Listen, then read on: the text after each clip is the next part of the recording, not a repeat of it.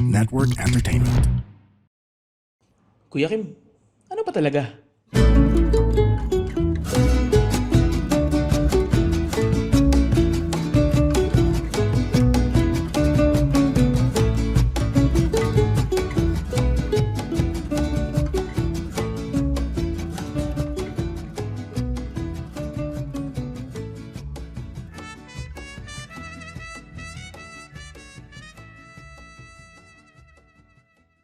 Magandang araw sa inyo lahat. Welcome to Ano Ba Talaga? This is my podcast. This is Kuya Kim. And this is brought to us by the Pod Network at kasama rin natin ang Spotify dito. So I'm very excited, a bit stressed on this first podcast because I've been on television for 21 years, but it's my first time to podcast. Kaya samahan niyo ako sa journey na to. Hopefully, this podcasting journey will last many years. Magkakasama tayo. Kaya just bear with me. I'm learning the ropes, but I'll be good, I promise you. Trivia muna tayo bago tayo magsimula. Si Kuya Kim kasi is known for trivia, so let's start with trivia. Alam niyo ba na ang podcast ay galing sa dalawang salita na pod galing sa iPod at cast galing sa broadcast. Kasi noong 2004-2005, bago ang iPod nun. At yung iPod na yun, pwede kang makinig ng taong nagsasalita. Doon ang pinakaunang podcast. iPod Broadcast Podcast. Yun, trivia. Ang guest natin ngayong araw na to, isang kaibigan, isang mentor, a person that I truly trust and I truly appreciate. My friend and my pastor, Pastor Paulo Punsalan. Hello, Kuya Kim. Thanks for having me. Yeah, thank you. And this is the very first podcast ni Kuya Kim. Wow, it's an honor to be here with you. It's an honor to do this with you also for the first time. Pastor Pao, alam mo medyo tense ako ngayon dahil nga hindi naman ako sanay dito sa podcast. Para matanggal yung tension ko, dasal muna tayo. Oh, sige. Let's start. This podcast will be for many years. Amen. And Tama. it will start today with a prayer with Pastor Paulo. Gusto ko yan. Yan. Ikaw o ako? Ikaw. Ako na? Okay. Ikaw. Sige, manalangin tayo. Lord, thank you for this time together. Marami pong salamat sa opportunity na we can share insights, we can share ideas, we can share even our lives, Lord, sa podcast ni Kuya Kim. Dalangin po namin na marami po ang mabless at ma-inspire pag kami po ay mag-share ngayong hapon. At the other episodes, maging inspiration din po at maging challenging din sa lahat po ng aming mga sa pang-araw-araw po namin. In Jesus' name we pray. Amen. Amen. Amen. Amen. Talaga masarap to start anything with prayer ni Pastor Paulo. No? That's right. Well, si Pastor Paulo kasi, Victory Fort is so big, no? But more than that, Pastor Pao, ikaw ay isang regular na tao. Hindi ka naman mukhang pastor, hindi ka naman tunog pastor. Ano ba itsura ng pastor dapat? Magandang tanong, no? Magandang tanong, no? Nakabarong. May tapos, kwelyo, di ba? May kwelyo. Tapos, very formal. Tapos, pati ang galaw niya talagang maingat. Si Pastor Pao, one thing I like about you, Pastor Pao, is you're a regular human being. And you were always more than my mentor. You're my friend. And it's very relaxed to talk to you, Pastor Pao. Yeah. Actually, I want to say that to those of you who are listening to this. Kasi si Kuya Kim, marami kaming pinagdaanan nito. Magkasama kami nung pandemic, nagbibisikleta kami hanggang nagkakape kami together. And a lot of what he would go through is what I was also going through at that time. Actually, just to let you know, Kuya Kim, I always say this, lalo na pag na-invite ako sa ibang mga speaking engagements, lahat ng pinagdadaanan ng pastor, parehas lang pinagdadaanan ng everyone else. Walang pagkakaiba. I'm a leader of the church, yes, but same problems in terms of pang-araw-araw, lahat tayo pinagdadaanan, parehas lang. It just so happened, I'm a pastor. Yeah. Hindi, pero iba ka rin magdala, Pastor Pao eh. Alam mo, sa lahat ng mga pastor na kilala ko, ikaw ang pinaka-humble, napaka-humble mo. Pero alam niyo ba, si Pastor Paulo, showbiz din ang roots nito. Sa mga boomer, pareho ko, sa mga Gen X, kilala namin ang parents ni Pastor Paulo. Ang mami ni Pastor Paulo, napakasikat na broadcaster noong 1980s, 1990s, hanggang early 2000. Si Tita Helen Vela, lovingly yours, Helen. Ayun. At ang kapatid naman ni Pastor Paulo ay teen idol, hanggang naging leading lady at dramatic star noong 1990s at 2000. Si Princess Punsalan. Di ba? Yan ang roots mo. Yeah. Bakit hindi ka nag-artista, Pastor Nako, Pao? magandang question yan. May kwento ako dyan eh. Oh. Naalala ko nung kinuha ko extra, nanay ko, no? Parang magbebenta ng pandesal. Saan to? Sa Loving Yours? Sa Loving Yours. Magbebenta ako ng pandesal. So mga 10 years old lang ako noon. Sabi nung director, ito yung linya mo ha. Ang linya mo, ale-ale, bayad nyo po para sa buong linggo. So, Ale-ale, bayad niyo po para sa buong linggo. buong linggo. 5, 4, 3, 2, action. Start. Katok ako, tak, tak, tak, tak. Sabi ko, Ale, bayad niyo po para sa buong mundo. Mundo? Iba yun. So, cut! Sabi nung... Sino director mo? Si Mario O'Hara? Ayun. Sabi niya, ikaw naman, Paolo, yun lang yung linya mo, nakalimutan mo pa. Mali pa. No? So, my showbiz career ended before it started. Yan.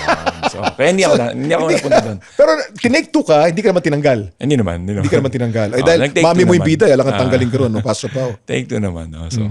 So, but you grew up and then your father also was a well-known, one of the pillars of broadcasting in the Philippines. Broadcasting siya. Orly Punsalan. Yeah. So, actually, kaya princess si Princess. Olivia, alam mo ba, Naksa? Na kaya siya princess kasi at that time, king and queen of broadcasting. Yung correct. Orly Punsalan and Helen Vela. That time. At ang anak mo naman ngayon ay napakagaling na media personality, na online personality, si Jen. Janina Vela. Kaya ako nilagay yung Vela dun para to honor my mom. Yeah, that's her middle name. And then, that's your middle name. That's my middle name. That's her second name. Your second name. Yeah. So, Pastor Pao, bilang isang pastor, may mga temptation ka rin. Like what I told you, lahat pare-pares tayo ng pinagdadaanan. So, yes, meron din. Nangyayari yun. I think, even sabi nga sa Bible, di ba, no temptation has overcome us except what is common to man. Ibig sabihin nun, lahat ng temptation dinadaanan ng tao. Same. Whether you're a pastor, a banker, a podcast, content creator, lahat pare-parehas. Pag pastor ka daw at malapit ka sa Diyos, ang temptation mas malakas. Siguro, hindi ko naman masasabi. I think pare-parehas din eh. Kung yung temptation. Kung ano angkop para sa'yo, yun ang ibibigay sa'yo eh. Diba? Nung hindi lalampas sa kakayanan mo to overcome it. Nung tinempt nung demonyo si Jesus, sabi niya, he looked for an opportune time. So, ibig sabihin, gutom na gutom siya. 40 days. Exactly. Kung ano yung sakto at sapat, kung ano yung pwedeng makapagpabagsak sa'yo, doon ka titirahin. Kasi sa iba, hindi naman, di ba? Hindi temptation ng isang bagay sa iba eh. Diba? Pastor Pao, sino ba ang Pastor Pao bago ka napalapit sa Diyos? Uy. Good Kasi question. interesting yan. Hindi alam ng maraming tao yan, Pastor Pao eh. Yeah. Ang tingin sa iyo ngayon, napaka-holy. Yeah. Sabi nga ng iba, next to Jesus Christ. Naku, hindi naman totoo yun. Paano ka dati? Paano yung Pastor Pao dati? Well, it's the same. I was a teenager. I grew up in a single-parent home. Okay, so, kasi nanay, tatay ko, naghiwalay sila. Before I turned... What age were you? 1 year old. Before ako mag 1 year old. 1 year old? Nagkahiwalay na sila. So, parang mga 10 months pa lang yata ako noon eh. Kaya nung 1-year-old picture ko, nanay ko lang, si Princess, who's a year and a half older than me, and then ako. And so yun yung nangyari. And then so for 15 years, I didn't see my dad. 15 years? 15 years. First time I saw him, mga 16 na ako noon. So, so ganun. So, kaya I grew up with a lot of insecurity. I grew up with a lot of rejection. Parang actually akala ko yun, Kuya Kim, kaya ba naghiwalay yung nanay tatay ko dahil sa akin? Kasi syempre bata ako eh. Kung nagkahiwalay sila, baby ako, mahal ba yung diaper? Kulang ba yung milk? Kasi 1 year old, iniwanan ka. Di ba yung sense of rejection mo, ang 1 year old binamahal. Ang 1 year old dyan ganadong mag-asawa. Uuwi ng maagang tatay para dun sa 1 year old. Even growing naghiwalay. Naghiwalay eh. So even growing up, kasi I went to an all-boys school. So ngayon, meron dyan lagi yung father and son Olympics. Hindi ako pwedeng. So mahilig ako mag-basketball. So ano school ba? Paso pa. Marist ako eh. Lumaki ako sa Marikina eh. So I did not, I could not join kasi nga wala akong tatay eh. Naalala ko minsan kasi lumaki ako sa Marikina. Sabi ko dun sa kaibigan ko, sa kapitbahay namin, Joel, pahiram na ng tatay mo kasi gusto ko mag-father and son Hiniram mo yung Olympics. tatay ni Joel? Hiniram ko na lang. Sabi ko, sige, magtutuon-to kasi father and son eh. So, so buti na lang, pumayag yung teacher ko. Sabi niya, sige, okay lang. May substitute father ka pa? Buti na lang. Pinayagan naman ako, mabait. Itong absence ng tatay mo when you were growing up, how did it affect you when you were growing up? Disturbed kid ka ba? Alam mo, actually, it's a good question. Parang maraming mga growing up years, parang blurred sa akin. Hindi ko alam kung makasinopress ko yun eh. Parang blurred. Selective memory? Selective Pagka memory. masakit? Oo eh. Siguro ganun. Tapos, masaya naman kasi nga may mga kapitbahay, may mga parang quote-unquote umampon na kapitbahay sa amin. So, okay naman yung growing up years. Ano ang pinakamasakit na experience na naranasan mo nung bata ka pa? Masakit na experience. Actually, siguro yun nga talaga. Yung kasi pag ang tawag kasi nun dati, mas politically correct ang tao ngayon eh. Dati kasi tawag ng broken home eh. Broken home. So, pag broken home ka, May dysfunctional family. Parang Or modern family. ay, ngayon modern eh. Para Mas matanggap. maganda ngayon, di ba? So, Oo. dati kasi broken. So, parang growing up, grade 4, grade 5, broken? Bakit broken, di ba? Tapos, pag mga, siyempre, recital, kompleto pamilya, pag mga graduation, kompleto nanay, tatay, wala doon. So, hirap ako. Pero ang magandang kwento dyan, later on, pwede natin pag-usapan, na-restore kami ng tatay ko. Na-restore? Oo, na-restore Bumalik kami. si Orly. Tatay ko, nagkaroon ng restoration sa relationship namin. Paano? Kasi nung 17 years old ako, yun yung talagang, yung nakilala ko ang Panginoon. Binigay ko yung buhay 17 years old? 17. College ka niyan? High school pa lang ako noon. High school? That time. Okay, high school pa lang. Ang haba ng high school mo, paso pa. Ah. Oo, mahaba. Hindi naman ako bumagsak, pero mahaba. Mahaba, So, okay. But anyway, so 17, nakilala ko ang Panginoon. And then, talagang binigay ko yung buhay ko sa kanya. Nalaman ko kasi na, syempre, I can't do this life alone. Tsaka, I knew kasi, kahit okay ako sa panlabas, alam ko, yung puso ko maitim. Alam mo yun, yung mga going into pornography, going into immorality, yung lahat ng kalokohan ng teenager, andun ako eh. Hindi naman ako nag-drugs, no? Kasi sabi nung nanay ko, kung gusto mo maging magaling na atleta, lumayo ka sa drugs at saka sa pag-inom. So, hindi naman ako napunta doon, pero lahat ng kalokohan. Immorality. Immorality, basically. And so, I knew I was lost. I looked good on the outside, pero sa loob ko, Broken ka. broken talaga. Nagkaroon ka ba ng suicidal thoughts? Uso kasi ngayon yan, paso pa eh. Hindi naman. Hindi naman ako nagkaroon ng suicidal thoughts. Hindi naman. So 17, nung nakilala ko yung Panginoon, alam ko kasi na kailangan ko ng kapatawaran sa mga kasalanan ko. Paano mo nakilala ang Panginoon? Somebody came up. No? There was like a Bible study. Ito mga artista dati, yung grupo nila Tirso Cruz III, Sandy Andulong, mga pangalan ng OGs grupo? to. Artists in Touch. Artists in Touch, okay. Yan yung mga iba't ibang mga, sino pa ba yung Mga barkada ni Tita Helen Vela. Mesa. Ang nag-share kasi ng gospel sa kanya, si Mike Lacanilaw. Broadcaster News din. anchor, broadcaster. Actually, pastor pala siya. Pero news anchor. Si Mike Lacanilaw, pastor. Broadcaster, pero at the same time, pastor din siya. So anyway, so siya yung nag-share ng gospel sa nanay ko. No? And then, yun nga, yung grupo na yun, pumunta sa bahay for a Bible study. Doon ko nakilala yung Panginoon. Si Tirso Cruz III, kasama doon. Ha? Nasama siya doon. Yung anak niya, pastor ngayon sa Alabang. Ang pangalan, Tirso Cruz IV. Hindi, hindi naman yata. Pangalan Bodhi eh. Bodhi. Bodhi, okay. Bodhi. Bodhi.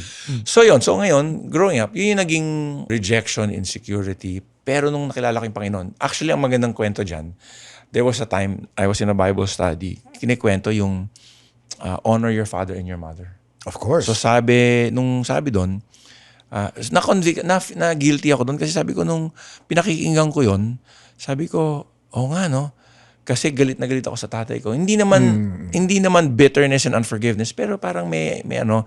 So sabi ko by that time, nakilala ko na siya. 17, 18, 19. So mga 22 years old ako noon. Sabi ko doon sa nagli-lead ng Bible study, sabi ko, alam mo, pag-pray mo ako kasi gusto kong kausapin yung tatay ko. So kinausap ko siya the next day. I met with him the next day and I said, it was a long conversation sa Mega Mall in a Thai restaurant. Sabi ko, Papa, I know. Pero nung first 1 hour, siya lang kwento ng kwento. Broadcaster, makwento eh. Oy, kahit so, 10 oras magsalita. Ang daming kinuwento. So, kinut short ko. Sabi ko, Papa, the reason why I wanted to talk to you is because I wanted to let you know that I want to honor you. I honor you as my dad. Naku. Yun yung sinabi ko. So, sabi niya, so syempre, out of the blue, sinabi mo yun, di ba? Parang na-taken aback siya. Kasi from 17 to 22 years old, mga once a year lang kami nagkikita. Tapos biglang inupo ko siyang ganun, one-on-one first time. Umiyak yun? So, hindi siya umiyak. Very stoic ang tatay ko eh. Very stoic eh. So medyo pinawisan yung mata, pero stoic. So sabi ko, I want to honor you as my dad. Sabi ko, I know it did not work out with you and mom. And it takes two to make something work. I just want to say that everything's been forgiven. There's forgiveness in my heart. And if I can choose another last name, I will choose Punsalan all over again. No. Sabi ko, alam mo, when I said that, I said, I want to rebuild and I want to get to know you. Alam mo, ever since that time, naayos yung relationship namin. Nung hinatid ko siya sa office niya noon at that time sa Mesho Boulevard, hinag niya ako. Sabi niya, I love you, son. Sinabi niya yun. Nung panahon nila, mahirap mag-I love you mga mahirap tatay. yun. Tapos first time niya sinabi sa akin yun. Tapos, I'm used to hearing that from somebody who was a female, which was my mom. Yeah. Never from my father. Ang Pilipino, mahirap mag I love you. Mahirap. Nung hindi pa politically correct ang mundo, ang bagsabi ng I love you ay sign ng kabaklaan, ng kalambutan. Ganyan dati. Yeah. Ganyan mag-isip ang Pilipino. Yeah. Dito nagsimula yung restoration, Pastor Pao. Dito nagsimula yung restoration until more and more madalas kami magkita. Tapos he walked me down the aisle nung kinasal ako, 24 years old. Tapos nung nanganak na yung misis ko, our kids, he and I made a tree house sa backyard niya sa Cavite. In fact, my eldest son, when he was about 8 years old, 9 years old, sabi niya, nagulat siya na sabi niya, he found out that I did not grow up with my dad. Kasi in his mind, parang ang close nyo. Nawala yung lamat, Kuya Kim. Ilang taon na naging close kayo ni Orly after being away for so long? From 22 years old hanggang my son was siguro mga for the next 15 years. 15 years? For the Quality next 15 relationship. Quality. You're doing things together. Mga ganon. Parang wala nangyari nung nakaraan. Inayos talaga ni God. I just wanna say, Kuya Kim, talaga sa mga nakikinig ngayon, kaya ni God i-restore mga relationship na feeling natin minsan wasak na, hindi na pwedeng ayusin, kayang-kayang ayusin ng Panginoon. Anong pakiramdam mo? Nung inaayos ni Lord, Nung una naging awkward very effortless ba yan? Hindi, nung una awkward talaga, Kuya Kim. Kasi syempre, number one, alam ko yung mga nangyari naman. Alam ko, hindi naman ako bulag sa mga nangyari, di ba? So may mga hindi magandang nangyari sa kanila ng nanay ko. Tapos, so alam ko yon. Pero, so awkward. Tapos, syempre yung, as a young 22, 23-year-old, parang kasama mo tatay mo who you never saw for the longest time. Tapos biglang kasama mo ngayon. In fact, Kuya Kim, ang nangyari, isang birthday ko, siguro I was 19 years old or 18 years old, binigyan niya ako ng remote control car. Wow, big time. Oo. Hindi, actually, very simple. Pero kasi sabi niya, this should have been a gift I gave you When you were 10 years old. you were 10 years old. Oh my gosh. Oh. So parang yun yung restorative work na ginawa. Hinabol niya, no? Inabol niya.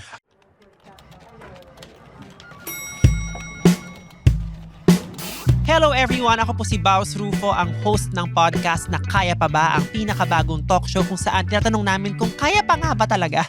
No, it's an interview show featuring my favorite content creators, celebrities, or just my favorite taga-benta ng turon. Who knows? Go listen to it now on Apple Podcast and Spotify.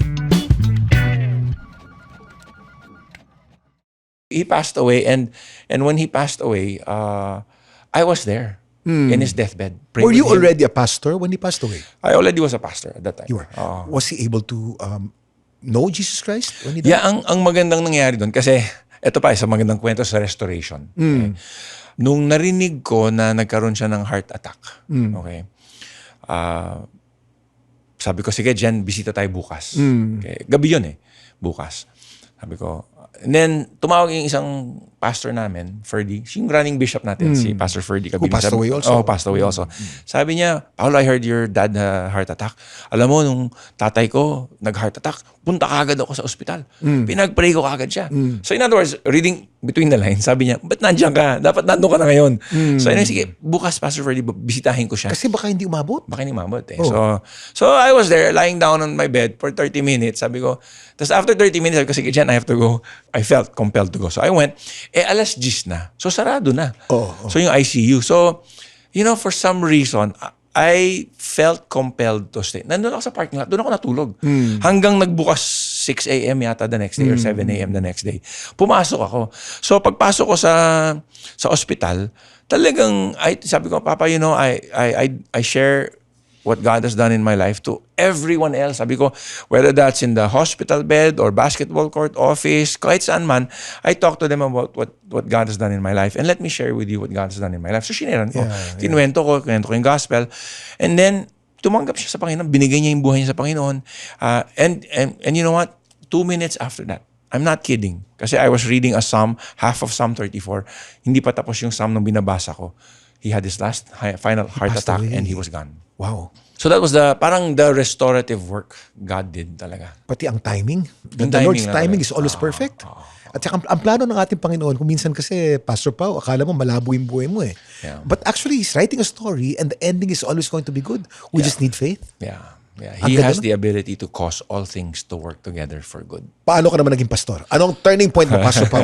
Anak ka ni Tita Helen Vela, Yeah. showbiz family ka, anak ka ni Orly Punsalan. Yeah. Paano ka naging Pastor Paulo? That's a good question.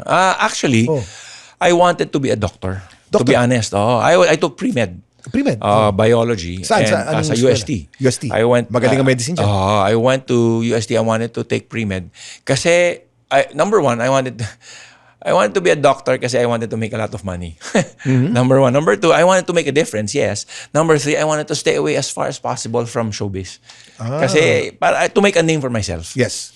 And so, but during that time, I really felt parang meron ng nudge ang Panginoon. Sabi nga nila, many are called but a few are chosen. You heard the calling. May tawag na. Ano ang tawag sa'yo? Anong narinig mo? Kaya lang tumatakbo ako eh. Kasi I wanted to be a doctor eh. I wanted to be a neurosurgeon actually. Uy, malaking kita dyan. Oo, kaya nga eh. So, and I wanted to be a really good one. In fact, sabi ko nga, ang trade-off ko kay Lord, ang negotiation ko kay Lord, sabi ko ganito na lang, I will be a missionary doctor to kahit sa Africa, kahit sa Ethiopia, pupunta ako doon. Pero Wag mo lang ako gawing pastor. Wag lang pastor. So parang Jonah, Bakit tumatakbo eh. nakakatakot ang calling ng pastor? Kasi yung stereotype natin ng pastor eh. stereotype, Oo. walang pera, Oo. hirap sa buhay, Oo, ang oo. gulo hindi ko alam eh. I don't Either have all- walang pera o sobrang dami ng pera kasi false pastor. yun, totoo yun. False Nangyayari prophet. yun eh. Oo. So mga ganon. Tapos, tsaka yung, to be honest, Kuya Kim, alam ko, puro broadcaster yung mga pamilya ko, pero hindi ako magaling sa harap ng mikropono. Talaga, yung dating mo na yan, hindi ka pa magaling sa harap. Hindi ako Dati, hindi ka magaling. Parang feeling ko talaga, kinakabahan ako, tsaka feeling ko, hindi talaga ako magaling magsalita. Yung maraming insecurity talaga. Ang lakas ng insecurity sa buhay. So, bakit ka naging pastor? I remember, kasi may time talaga hindi ako pupunta ng church kasi ayoko na pumunta ng church kasi alam ko, tatawagin niya ako eh. Alam ko na, Alam mo na. naiyaano na ako eh. Oo. Kumakatok na sa puso ko eh. Oo. Pero hindi ako tumigil magbasa ng Bible. So may time doon, nagbasa ako ng Bible, Isaiah chapter 1, sabi doon, time will come, you will stretch out your hands and I will no longer listen to your prayer. Time will come, you will offer your offerings to me. I will never accept them anymore. Naku. Because you are stiff-necked people. So, ang tama sa akin doon. This was God talking, Isaiah talking to the Israelites who were seen as a stiff-necked people. Correct. So ngayon, parang... Feeling mo Israelite ka. Parang ang dating, parang ikaw to, Paolo. So parang I'm asking you to serve me. I'm calling you to serve my kingdom. So nung nabasa ko yun, sabi ko, nako, ayoko naman umabot sa ganung ganun na hindi na siya nakikinig sa panalangin ko. So that was a wake up call for me. And then of course, that and also at the same time, yung alam mo, Kuya Kim, yung buhay namin, magulo yung buhay namin. I'm telling you. Kulang ang isang podcast, mga kapatid. Yung mga nanonood, no? Yung growing up years mo. Magulo talaga. Growing up Yung years. My own personal life.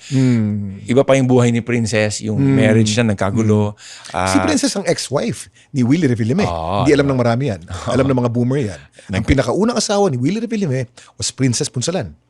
So nagkagulo yun, di ba? Tapos, basta ang gulo ng buhay namin. So anyway, hindi ko na ikikwento lahat, no? Pero I realized, Basta magulo. Magulo talaga. So I realized, On a scale of 1 to 10, gaano kagulo?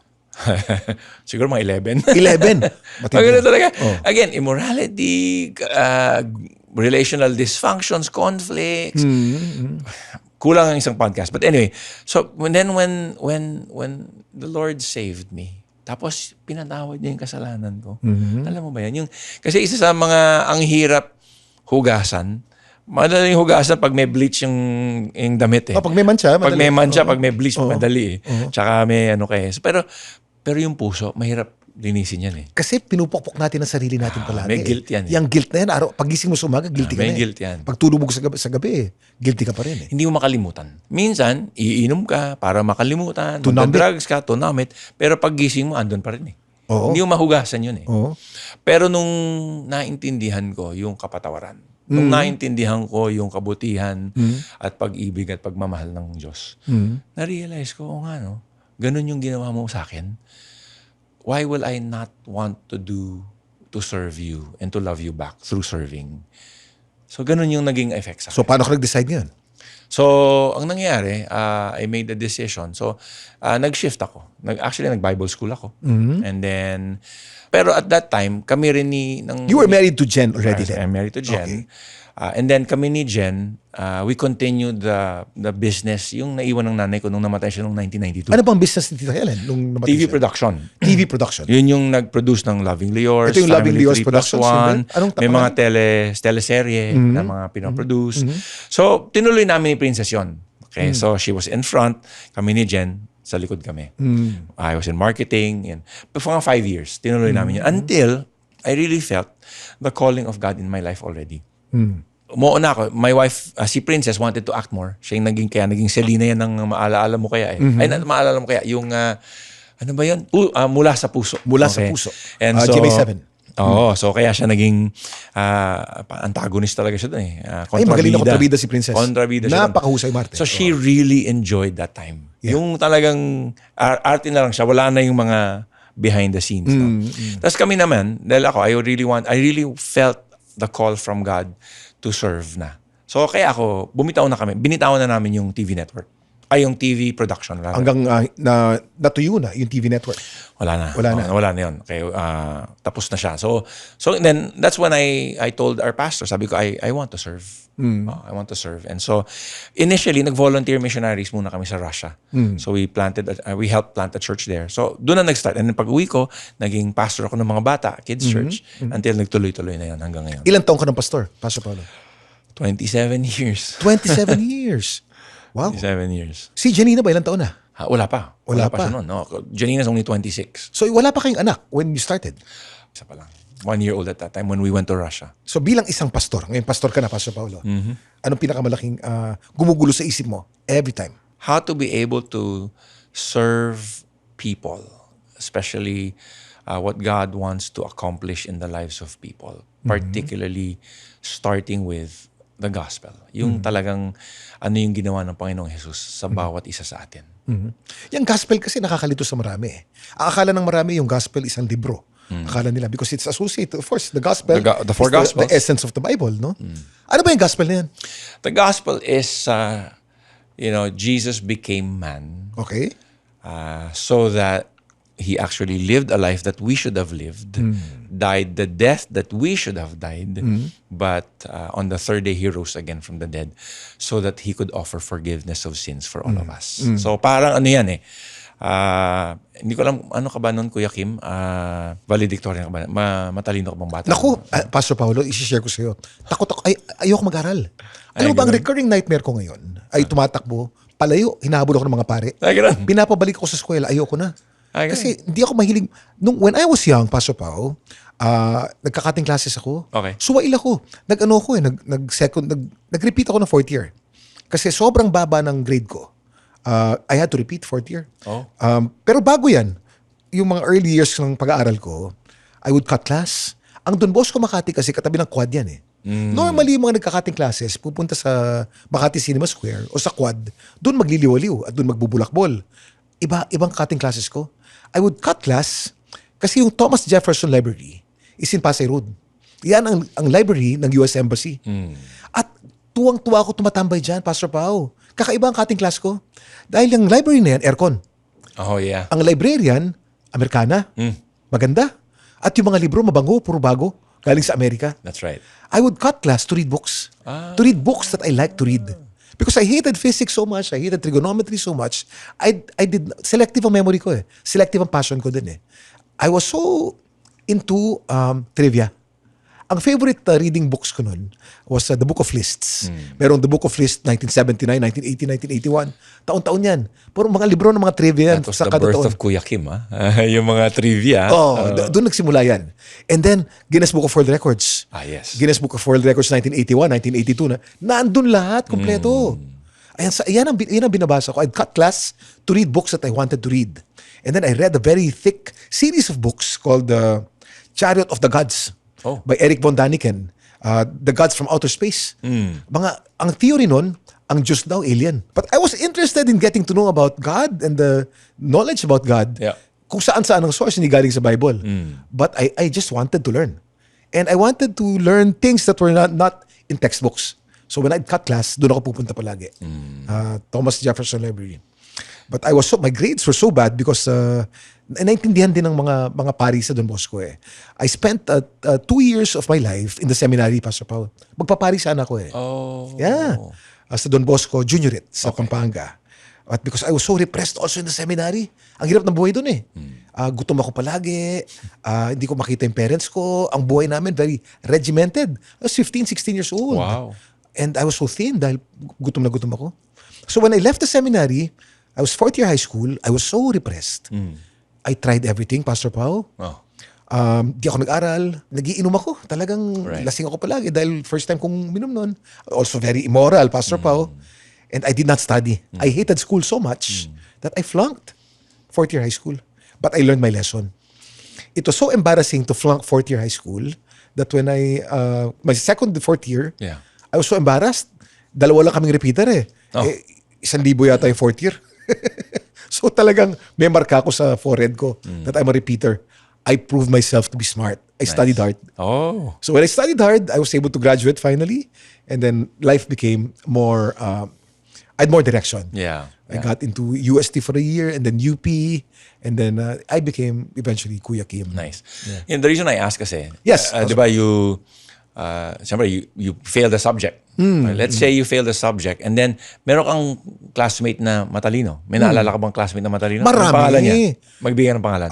Edwin Distor. Edwin, okay. Yan ang ano namin, yan ang valedictorian namin. Okay, Edwin, Oh. di ba? So, let's say si Edwin, pag uwi mo ng bahay, tas failed yung report card mo, ano ang response ng parents mo? Ako, pinapalo ko ng nanay ko. Ganun. Pinapalo ko. Oh, so ngayon, syempre, dahil ayaw mong paluin ka, so let's say lang, Edwin, pwede ba makipagpalit ako ng report card? Ay, kung pwede. Kung pwede, di ba? Lalagay ko yung Snowflake pangalan ko yung ko, pangalan di ba? ko. So, pick mo lang yung Oo, pangalan mo doon. oo. Tapos yung ibibigay mo sa nanay mo. So, ngayon yung nanay mo, excited. Wow, galing.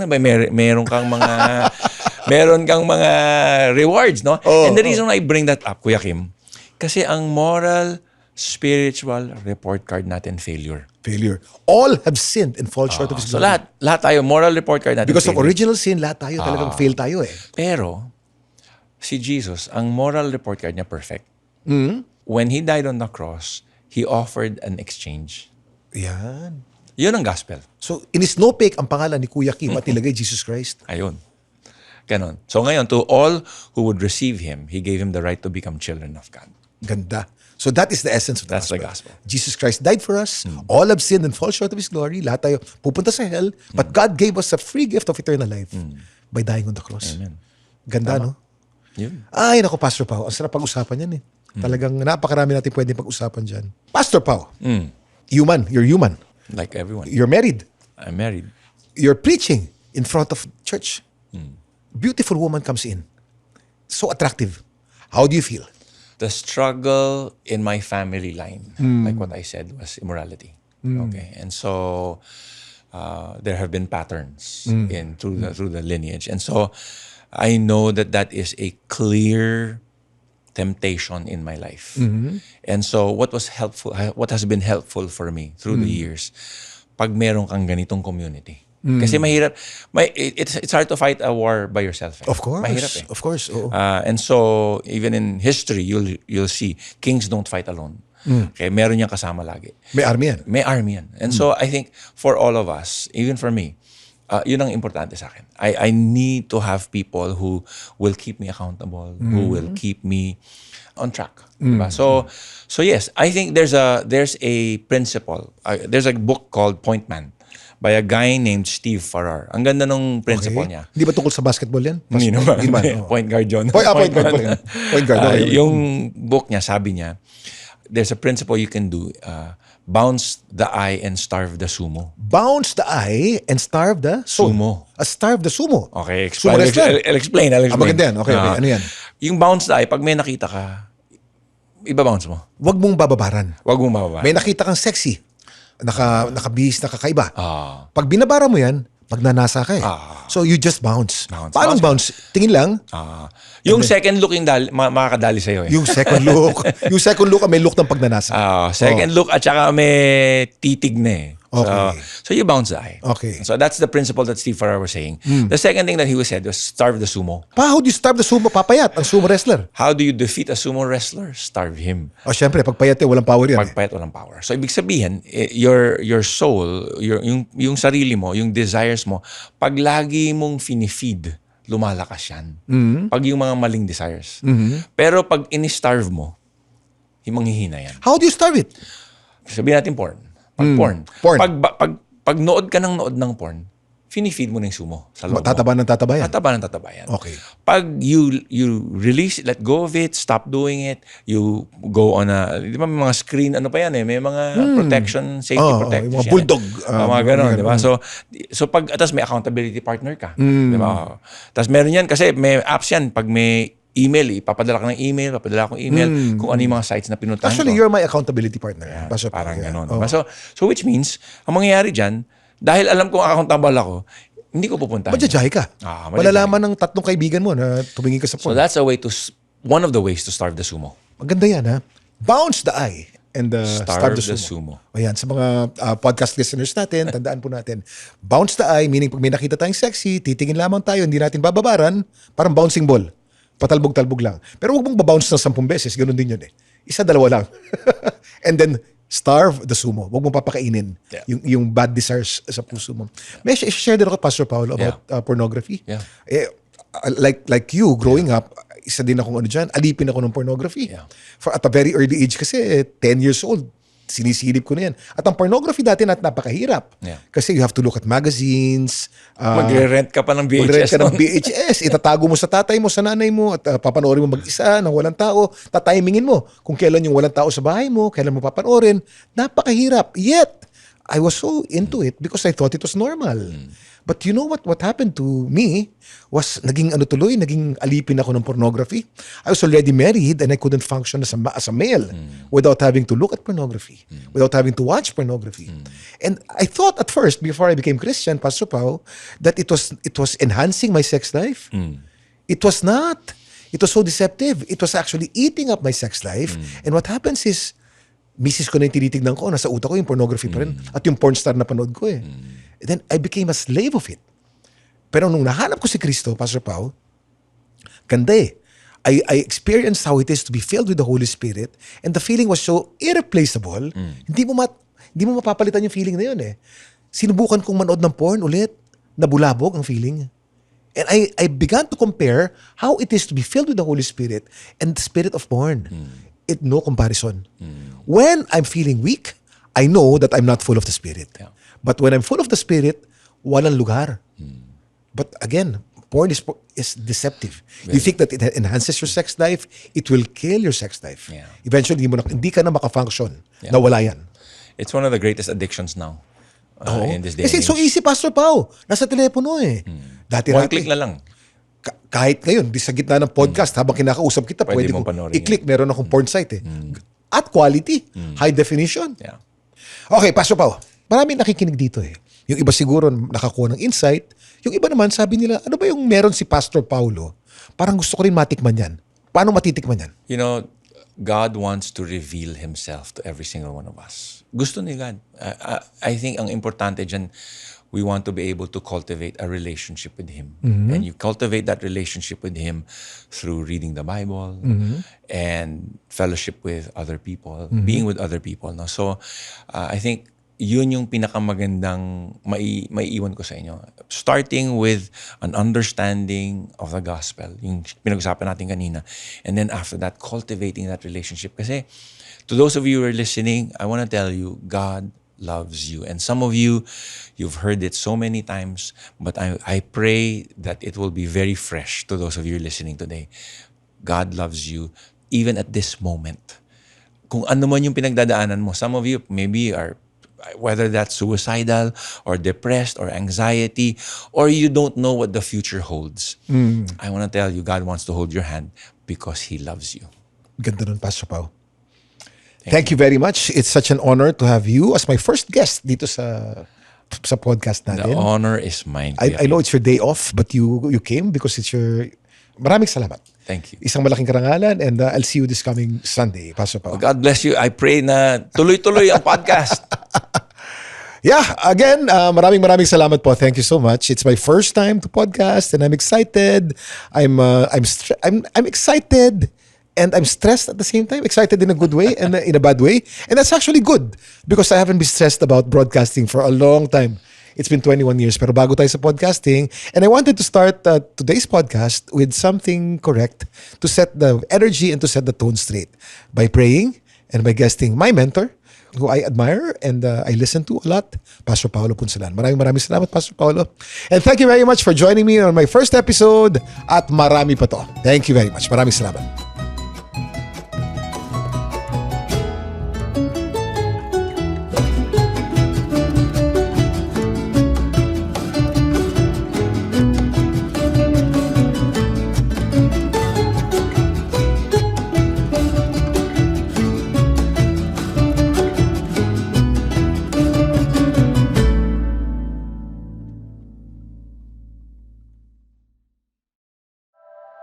The opinions of podcast creators, hosts, and guests are not necessarily reflective of the official stance of the Pod Network Entertainment, its hosts, or other network programs. The content created by the people behind the podcast is personal and not meant to harm any religion, ethnicity, group, organization, company, or individual.